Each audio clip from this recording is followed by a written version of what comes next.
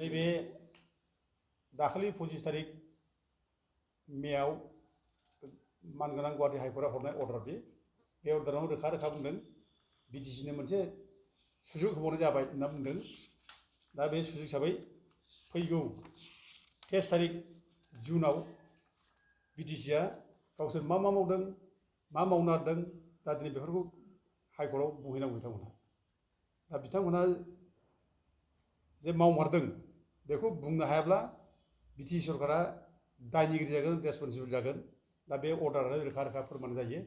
दा गथिखे जोङो बिटिसि सरकारखौ जों जावले जावले खावलायो बे सुजुगाव सुजुग हाइकर्टआव जिथु थोनखाबाय जेब्ला हाइकर्टनि थोननाय अर्डारखौ लानानै जों माने जाहाथे बेड ब्लकनिफ्राय जिसिबां इलिगेल माने एंक्रच जादों बे इलिगेल एंक्रच जानायफोरखौ जाहाथे होखारनानै ट्राइबेलनि हाखौ ट्राइबेलनो रानना होयो जों बेखौ इमिडिएटलि मावनो थाखाय बिटिसि सरकारखौ जों खावलायहरो। जोंनि आसल प्रब्लेमानो हा-हुनि समस्या। हा-हुनि समस्यानिफ्राय देरसिन समस्या जोंहा जेबो थानो हाया। जों बे आसल समस्याखौ जों दिनै मावनांगौ।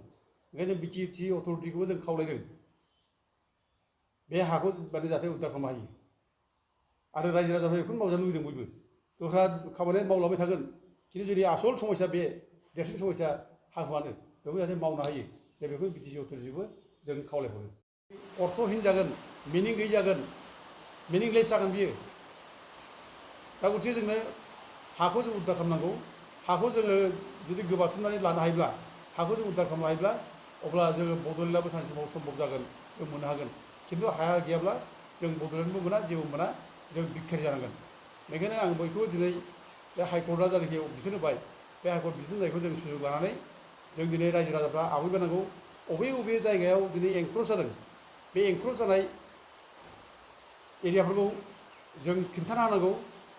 जोङो सार्कल अफिसफ्राव जों लिरना होनांगौ नैबे नैबे एरिया एंक्रच जानाय आरो सोर सोर बबे बबे जायगायाव माने हाबनानै दं, सोर सोर हा थांजादों, हानि लेखा पत्र दंबा बे लेखा पत्रखौ जों दिनै होनांगौ। जों बेखौ बयखौबो खावलायो। जों दिनै जोंनि हाफोरखौ दिनै उद्धार खालामफिननांगौ। जों बेनि थाखाय बयबो नांनांगोन। बेयाव आफादनि खुनु जों फारागथि जों लाबोनो नाङा। जोंनि आफादफोरनि गेजेराव जों डिफारेन्स लाबोनो नाङा। आरो जायफ्रा जातीय आफाद बिसोर दिनै आवगायबोनांगोन। ओरैनो जोङो धेमालि खालामनाय जों बे भबिसतखौ लानानै बे मोजां नङा। दा जेरै गोबां समाव जों नुबोदों जोंहा ओरैनो दिन थांबाय अनेक सम बोरै बोसोर जोङो गलाय थांनाय जों मोनबाय। आफादफोर दायै दायै जों माने रायजोनि बाथ्रा बुङै बुङै जों फैबाय। खिन्थु जोंनि जे आसल समस्या दिनै बे आसल समस्याखौ जों दिनै नांनाय जों नुनो मोनासै। दिनै ट्राइबेल बेल्ट ब्लकनि हा उद्धार खालामनाय बेयो मोनसे डेड इसु जाबायमोन। बे थैबायमोन, बे साबजेक्टआनो बे इसुआनो बे आयदानो थैबायमोन, जोब्बायमोन। रावबो जेबो बुङामोन। जेब्ला बड'लेण्ड जनजाति सुरक्षा मन्चआ 2011-12निफ्राय जों बेल्ट ब्लकनिफ्राय इलिगेल मानसिखौ होखारनांगौ होनना बुङासै बे समनिफ्राय बे इसुआ दिनै मोनसे रिभाइभ जाफिनबाय, गोथां जाफिनदों। दा थेवबो जोंनि मानसिफ्रा जास्ट ओरैनो मोनसे बेखौ मावना देखायलायनाय जोंबो मावदों होननानै देखायनो थाखायल' दिनै आवाज होयो। खिन्थु जों गोथौआव नांनानै जों गोथौयै बे जेंनाखौ सुस्रांनो थाखाय जों नाङा, जों बेखौ नुगासिनो दं। दा दिनै जायफ्रा बिदि धेमालि खालामदों, जायफ्रा सा सा ओरैनो माने बुंदों, जों बेखौ सिरियास लानांगौ। जोङो जोंनि भबिसतखौ जोङो थिग खालामनांगौ। आरो जोंनि भबिसतखौ थिग खालामब्ला जोङो बेल्ट ब्लकनि जायफोर हा बेखौ जों जेरैखिया उद्धार खालामनांगौ। बेखायनो जों बयबो आफादफोरखौ जों खावलायहरो बयबो जाहाथे आवगायना फैयो बेल्ट ब्लकनि हाखौ उद्धार खालामनो थाखाय।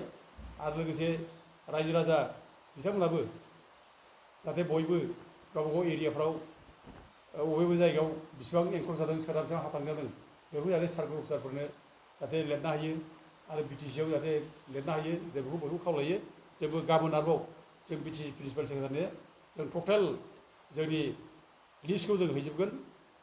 बिटिसि एरियायाव बबे बबे गामि माने एंक्रच जाखो बे लिस्टआ जोंनाव दंजोबो। टटेल गामि 304 आं दहाय बुंनाय जाखाबाय। आरो बे गामिफोरनि गेजेराव बबे बबे गामिया एंक्रच जादों बे गामिनि लिस्टआ जोंनाव दंजोबो। दा जेनेबा उदाहरन हिसाबै आं मोननैसो खोथा बुंनो लुबैदों। जेनेबा नैबे name of tribal belt Sidli tribal बेल्टनि आन्दाराव क'क्राझार, बिनि आन्दाराव जाहैबाय हेखायपारा, जावलियापारा, दुरामारि, मजाबारि, हरिनागुरि, थालिरबारि। बेबायदिनो गोबां लिस्ट दं जोंनाव। टटेल गासै 304 गामि एंकर जानाय क'क्राझार बादैबो चिरां बाक्सा उदालगुरि बे गासिबो दंजोबो आरो आसामनि बादैबो सरि बिटिसिनि बादैबो सारा आसामावनो बबे जायगायाव माने एंकर जादों जेराव बे लिस्टआ गासिबो दंजोबो जों बेफोरखौ गासिबो सम सम जोङो प्रिन्सिपाल सेक्रेटारिनो बिटिसिनो जों होबोखांबाय आरो जोङो डिसिफोरनोबो प्रत्येक जिल्लानि डिसिफोरनोबो जों होबोखांबाय आरो बे government of India government of Assam बिसोरनोबो जों बे गासिबो लिस्टखौ जों हरखांजोब्बाय दा ओंखायनो जों बेफोरखौ लानानै जोङो नारसिननांगोन आरो जों जुदि गनायथाराब्ला मावाब्ला जोङो धरना थरना होनानैबो जोङो जोंनि खामानिखौ जों जाफुंहोनांगोन दा जोङो नुगासिनो दङ बे जोंनि सरकारा बिटि सरकाराबो ओरैनो माने बायदिसिना नंखाय खोथा बुयै बुयै गिदिंनाय नङै खामानिखौ दिनै नंगौ होननानै बुंनाय बेबादिखौ जों नुगासिनो दं खिन्थु आसल प्रब्लेम आसल जेनुइन समस्या बे समस्याखौ मावफुंनायाव गोसो होनायखौ जों नुनो मोनाखै जोंनि आसल प्रब्लेमानो हा हुनि समस्या हा हुनि समस्यानिफ्राय देरसिन समस्या जोंहा जेबो थानो हाया जों बे आसल समस्याखौ जों दिनै मावनांगौ ओंखायनो जों बिटिसि अथ'रिटिखौबो जों खावलायदों बे हाखौ माने जाहाथे उद्धार खालामनो हायो आरो रायजो राजाफ्रा बेखौनो मावजानो लुबैदों बयबो दस्रा खामानिया मावलांबाय थागोन खिन्थु जोंनि आसल समस्या बे देरसिन समस्या हा हुआनो बेखौ जाहाथे मावनो हायो जों बेखौ बिटिसि अथ'रिटिबो जों खावलायहरो आङो गिबियावनो बड'लेण्ड जनजाति सुरक्षा मन्चजों जानानै गासिबो बर' फिसा आरो ट्राइबेल माहारिफोरखौनो खुलुमनाय बावहरबाय लोगोसे जोङो दिनै मोनसे मोजां आरो गोनांथार खौरां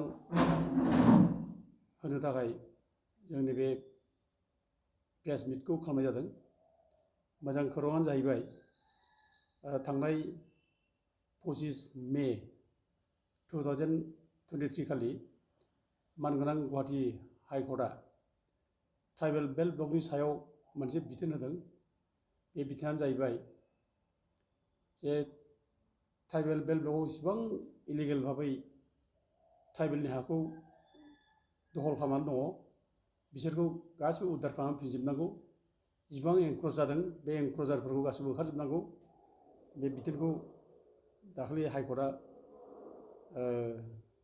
होदों दा जों बे हाइकर्टनि अर्डारखौ गोसो गोरबोजों दुंब्रुदैनो बरायो आरो लोगोसे जाय बिथाङा ट्राइबेल बेल्ट ब्लकनि सायाव PIL केस होदोंमोन प्रद्युत बरा दा बिथाङा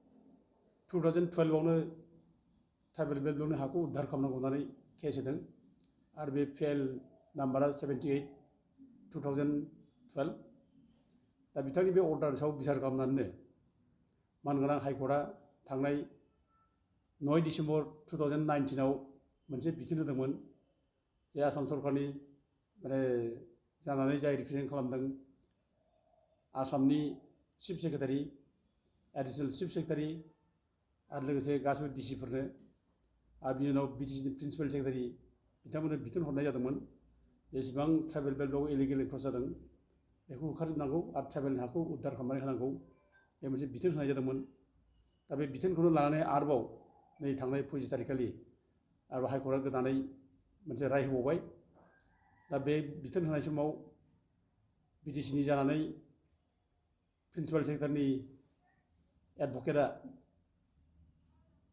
बेयाव गावनि एफिडेभिटआव बुंदों जे बिटिसिआ ट्राइबेल बेल्ट ब्लकनिफ्राय जेसेबां इलिगेल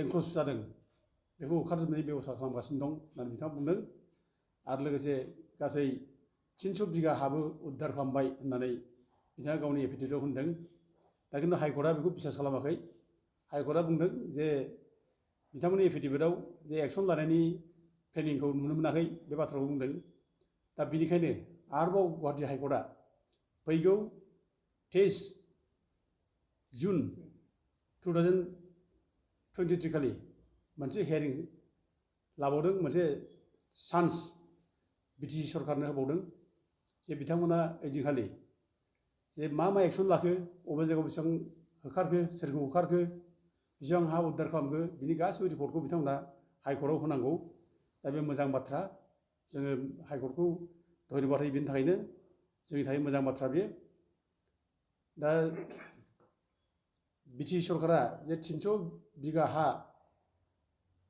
ट्राइबेल बेल्ट ब्लकनि माने जायनाखि गुबुन हारिफ्रा आवग्रिनानै लानाय बेफोरखौ उद्धार खालामदों होनना बुंदों खिन्थु बे मिसा खोथा जों नुवाखै बिथांमोनहा सोरखौबा होखारनानै जे ट्राइबेलनि हाखौ जे रैखाथि होदों जे बेखौ नुवाखै दा बरंस जोङो जायगा जायगा गावनि असे फिसा जाम्बा जाम्बि गोरिब गुन्द्रा बर' फिसा बिसोरखौनो हाग्रा बंग्रानिफ्राय अबेबा माने खासलेण्डनिफ्राय अबेबा माने दैब' एरिया बेफोरनिफ्राय होखारनाय आलाय सिलाय खालामनाय जों बेखौ जों नुनो मोन्दों दा बे ट्राइबेल बेल्ट ब्लकनिफ्राय बबे जायगायाव होखारदों जों बेखौ मिथियाखै दा जोङो जावले जावले बुंबाय थादोंमोन बिटिसि सरकारखौ जे प्रद्युत बरानि जायनाखि हाइकर्टनि अर्डार बे अर्डारनि बादैबो 2014आव भारतनि गाहाय मन्त्रि मानब गेदेर नरेन्द्र मदिया मोनसे बिथोन हरदोंमोन जेसेबां ट्राइबेल बेल्ट ब्लकआव इलिगेल भाबै थानो मोननाय हारिफ्रा हाबनानै दं बिसोरखौ आयेन बादि होखारनांगौ आरो ट्राइबेलनि हाखौ ट्राइबेल समजाय होनांगौ होननानै जायनाखि बिथोन हरदोंमोन जों बे बिथोनखौ लानानै बै समनिफ्रायनो जों जावले जावले नांबोदों जोङो सरकारखौ जों बुंबोदों ट्राइबेल बेल्ट ब्लकनिफ्राय इलिगेल हाबनानै थानाय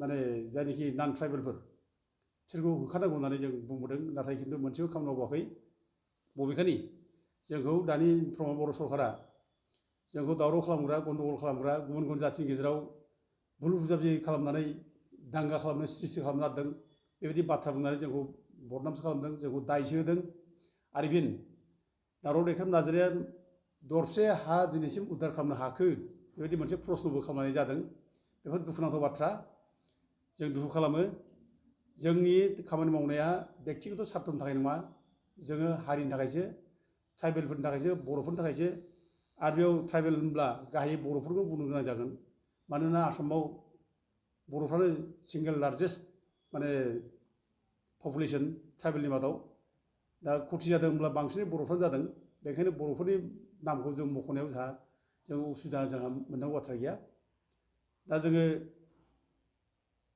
ट्राइबेलनि बाथ्राखौनो जोङो बुंबाय थादों बर'नि बाथ्राखौ जों बुंबाय थादों जे बर'फोरनो रैखाथि होनांगौ बर'नि हाखौ जों उद्धार खालामनांगौ दिनै गोबां हा एंक्रोच जाबाय दिनै गोबां जोंनि हायाव जों दिनै बिखारि जानांबाय जों बे बाथ्राखौ गोबां बुंबोदों बिटिसि सरकारनो जोङो माखासे आरोबाव स्पेसिफिक माखासे केस गामिफोरनि रेफारेन्स लाबो जों माने कमप्लेनखौ जों होदों बेफोर कमप्लेनाव बर'फ्रा गावसोरनो माने दासिमबो खाजोना होनाय रेकर्ड दङ बिसोरनि नामावनो पाट्टा दङ अथ'स बे हायाव गुबुनफ्रा आवग्रिनानै लाफैबाय गुबुनफ्रा सेनानै लाफैजोब्बाय दा गथिखे बेफोर हाखौ उद्धार खालामनांगौ होननानै जों बिटिसि सरकारखौ बुंबाय थादों खिन्थु बिथांमोना खुनु खोमा होआखै गुरुत्त होआखै बरंस जोंखौ माने माबा मोनसे पार्टिकुलार अबेबा जाथिखौ होखारनो नागिरनानै बे जाथिजों दावराव दावसि खालामनो नागिरदों बुलायनो नागिरदों दांगा खालामनो नागिरदों ओरैबायदि बाथ्रा बुंनानै जोंनि गेजेराव मोनसे असान्थि मोनसे परिबेस लाबोनो गावसोर नाजानायखौ जों नुनो मोननाय जादों दा दुखुनांथाव बाथ्राया बेनो दिनै बिटिसिआव जोंहा 3,49,505 बिगा हा दिनै जों सेजाबाय दिनै गुबुनफ्रा बे हाखौ सेना लाफैबाय अथ'स बे हा जोंनि दा जों बे हाखौ होखारनांगौ होननानै जों बुंबाय थादों आरो बेजों लोगोसे बे 3,49,505 बिगा हा बिटिसिनि हाया बेयाव टटेल गासै दङ जोंहा गासै 304 गामि 304टा गामि एंक्रोच जानानै दं बे 304टा गामिखौ लाफानानै 3,49,505 बिगा हाया दिनै गुबुन हारिनि आखायाव थांनानै दंहैयो दा जों बेखौ उद्धार खालामथारनांगौ जेब्लाबो आरो बेजों लोगोसे डिस्ट्रिक्ट वाइज हिसाबै बुंब्ला जोङो क'क्राझार डिस्ट्रिक्टआव 1,30,269 बिगा चिराङाव 67,987 बिगा ओमफ्राय उदालगुरियाव 16,535 बिगा आरो बाक्सायाव 1,35,715 बिगा हा दिनै गुबुननि दखलाव दङ बेफोर जोबोद बिखा खामथाव दुखुनांथाव जों दिनै एथ'ग्राब खोमानानै लासेयावबो जोंहा दिनै गुबुन हारिजों एफा बुरजा हा सेनानै लासेयावबो जों जे सिरि मोननो रोङाखै बे जोंनि थाखाय जोबोद दुखुनांथाव जों मोनफा मोनफा दिनै जों खोमानानै नागिरगासिनो दङ आरो देरसिन दुखुनांथाव बाथ्रा जादों मा दिनै जोंनो ट्राइबेल बेल्ट ब्लकखौ जोंनो माने दाना होदोंमोन 1947निफ्राय आरम्भ खालामना दादों 5 डिसेम्बर 1947 बे समनिफ्राय ट्राइबेल बेल्ट ब्लकखौ दाजेननाय जादों। दा जि समनिफ्राय ट्राइबेल बेल्ट ब्लक दानाय जादों बे समनिफ्राय जेसेबां माने ट्राइबेलफ्रा बे जायगायाव मेजरिटिमोन 50% एन्ड एबाभ होनना बुंदों। 50%नि बांसिन थानाय माने ट्राइबेल गामिफोरखौ लानानै ट्राइबेल बेल्ट ब्लकखौ दाना होनाय जादों। दा दिनै 50% एन्ड एबाभ थानाय ट्राइबेल गामिफोरखौ लानानै बेल्ट ब्लक दाना होनाय जादोंब्ला दिनै बे जायगायाव दिनै जों मानो माइन'रिटि जाखो, जोंनि एरियाफ्राव जों मानो माइन'रिटि जानो गोनां जाखो, दा दिनै बे मोनसे गिदिर कुइसन जाबाय। दा दिनै बिनि रिप्लाइखौ नागिरनाया जोंनिया भुल जालांबाय। जोंनि संगठनफ्रा जोंनि आफादफ्रा गोरोन्थि दिनै माने एनालाइसिस खालामबाय जे दिनै जोङो जोंनि एरियायाव माइन'रिटि जाबाय, जोंनि गामिखौ जों दानख'नांसिगौ। दिनै बेबायदि मोनसे फिलिंस जोंनि नेताफोरनि गेजेराव मेलेमाव हाबबाय जे जोंनि बिटिसिआव गुबुन हारिफ्रा लोब लोब बांफैबाय, जों माइन'रिटि जालांगासिनो दङ। दा गथिखे जों बेफोर एरिया जायफ्रा नांलिया जोंनो, जायफ्रा मालाय जाथिया बांबाय, बे मालाय जाथि बांनाय एरियाखौ दानख'नांसिगौ। दा दिनै जोंनि बर' आफादफोरनि नेताफोरनि मेलेमाव हाबबाय। दा बे डिस्ट्राक्टिभ सिन्ताधारा बियो। दा जों होखारनांगौ बिसोरखौ। जोंहा आयेन दङ, जों आयेननि बाथ्राखौसो बुंदों। जों आयेननि बारगा खुनु दिन खामानि मावा। जायफ्रा आयेन बेरेखा खामानि मावदों, जायफ्रा आयेन सिफायनानै ट्राइबेल बेल्टआव हाबफैदों, बिसोरखौसो होखारनांगौ होननानै बाथ्रा जों बुंबाय थादों। जायफ्रा आयेनखौ मानिनानै जायफ्रा दङ जोंनि एरियायाव, बिसोर थागोन। जोंजोंनो जुग जुग माने गोदोनिफ्राय जायफ्रा दंबोखायो, बेल्ट ब्लक दानाय सिगां जायफ्रा दंबोखायो बिसोर थानो मोनगोन आरो जों अनलायनानै थागोन। आरो जों बेयाव बयजोंबो जों गोरोबलायनानै जोंनि एरियानि डेभेलपमेन्टखौ जों मावगोन। जोङो जोंखौ सानो। खिन्थु जायफ्रा आयेन सिफायनानै जायफ्रा थाफैबाय, बे आयेन सिफायनानै थाफैनाय मानसिफोरखौ जों खुनुदिन जोङो जायगा होनो हाया। मानोना जोंनि भबिसतखौ जों लिंहरनानै जोंनि खैफोदखौ जोङो गोबानानै लानानै जों खुनुदिन आयेन सिफायग्रा मानसिखौ जोङो जोंनि जायगायाव थानो जायगा होनो हाया। बेखायनो जेरैखिया जों होखारनांगोन, जेरैखिया जोङो माने आयेनखौ जोङो सिङाव दोननानै, आयेनखौ जों सिगाङाव लानानै, जोङो आयेनखौ बाहायनानै जों बे इलिगेल मानसिफोरखौ एंक्रचारफोरखौ जों होखारनांगोन। जों बेखौ अरायबो जों सानबोयो, जों अरायबो सानो, जों अरायबो बेखौ लानानै मावगासिनो दं। दा दिनै लेन्ड रेभिनिउ रेगुलेसन एक्ट 1886 आरो माने 1947 आव एमेन्डमेन्ट जानाय बादिब्ला 164A सेक्सन बादिब्ला जाय मानसिफ्रा बेल्ट ब्लक दानायनि उनाव थाफैदों, बेसेबांखि गोबाव जायाखै मानो, बेसेबांखि फुराना जाया मानो, गोबाव होननानै बे जायगायाव थानो मोना। न' बां लुबाय, सम्पति जाबाय, बिदि होननानै बे जायगायाव थानो मोना। बिसोरखौ होखारनांगौसो। बे आयेनाव दङ, रोखा रोखा आयेनाव दं। गथिखे बिसोरखौ दोननायनि खुनु बाथ्रा गैया। बिसोर होखारनांगौ। बे मोनसे। आरो लोगोसे बेल्ट ब्लक दानायनि उनाव जि हाखौ जायफ्रा फानदों बा बायदों, बे बायनाय फाननाय हाखौ केन्सेल खालामनांगौ। बे ट्राइबेल बेल्ट ब्लकनि आयेननि बे कन्ट्राभेन्सन, बे आयेननि बेरेखा, बेखौ केन्सेल खालामनांगौ। बे हाफोरखौ, बे रेजिस्ट्रेसनखौ केन्सेल खालामनांगौ। बिदि अर्डार दं। आरो लोगोसे जायफ्रा फानदों, जायफ्रा बायदों, बिसोरखौ 1000 थाखा फाइन फोनांनांगौ आरो 6 मास जेल जाहोनांगौ होननाय बे आयेन दं। दा गथिखे जों दिनै आयेनखौ सिङाव दोननानै, आयेनखौनो जोङो सनमान होनानै जोङो बिसोरखौ होखारनांगौ होननानै जों दाबि खालामो। आरो जोङो दिनै बयखौबो आह्वान खालामो, बर' रायजो राजाफोरखौ बयखौबो आह्वान खालामो, दिनै जों आवगायबोनांगौ। दिनै मोनसे सुजुग फैबाय जेब्ला जोंहा जे बेल्ट ब्लकनिफ्राय होखारनायनि जायनाखि हाइकर्टनि बिथोन, हाइकर्टआनो अर्डार होबाय जेब्ला, दिनै बे हाइकर्टनि अर्डारखौ जों सनमान होनानै जों बयबो दिनै आवगायबोनांगौ। जोंनि आफादफ्रा आवगायबोनांगौ। जों दिनै ओरैनो धेमालि खालामनाङा। हायानो जोंनि भबिसत, हायानो जोंनि जिउ। हा गैयाबा जोंहा जेबो गैया। हा गैयाबा जों भिखारि जागोन। गथिखे थैथां जों हानि थाखाय जोङो आयेनखौ लानानै जों जुजिनांगोन। जोंनि हाखौ जों उद्धार खालामगोन। दा नोङो दिनै बड'लेण्डनि बाथ्रा बुंदों, बड'लेण्ड रायजो नांगौ होननानै बुंदों। नों लेनानो गैयाब्ला, नों हायानो गैलाब्ला, मालाय सोजाबायब्ला, हाखौ मालायानो दखल खालामना लाबायब्ला, नों बड'लेण्डखौ बहा मोननो?